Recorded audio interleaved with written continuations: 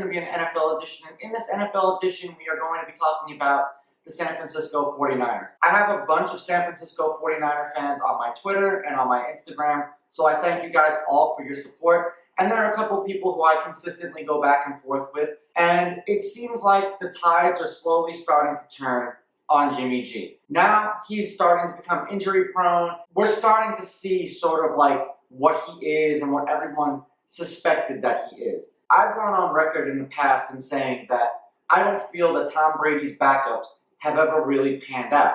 And there's plenty of history to support that case. You know, we have Matt Castle, we have Brock Osweiler, we have Jacoby Brissett, and most recently now, we have Jimmy Garoppolo.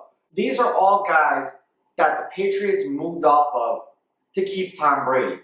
And smart on them for doing so. All of these other teams gave up something to get one of these quarterbacks. I understand that the San Francisco 49ers just traded away one of their key assets on defense to free up a shitload of cap space, because now the assumption is that they're going to try to make a run at Matt Ryan.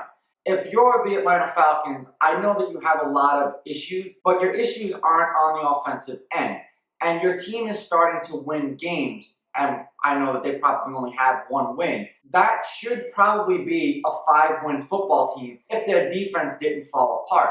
Offensively, there's nothing wrong with that team, but for whatever the reason is, they're not sold on Matt Ryan. Now, obviously, Matt Ryan and Kyle Shanahan have this, hand-in-glove type of relationship where it's sort of like Tom Brady and Josh McDaniels. There's just certain quarterback and coach combinations that work really well.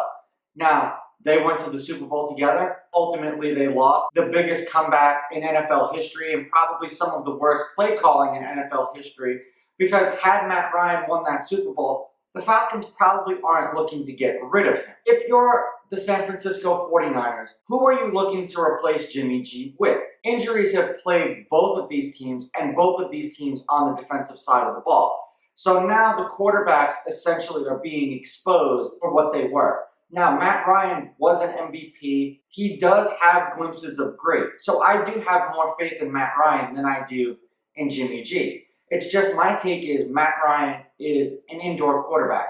He struggles when he has to play outdoors. He struggles when he has to play in the elements. Luckily for him, 2 out of the 4 teams in his division are dome teams, being the Falcons and the Saints. So a quarter of his season is played inside domes. So he walks out there. If I were the 49ers, I would try to get someone like Matthew Stafford.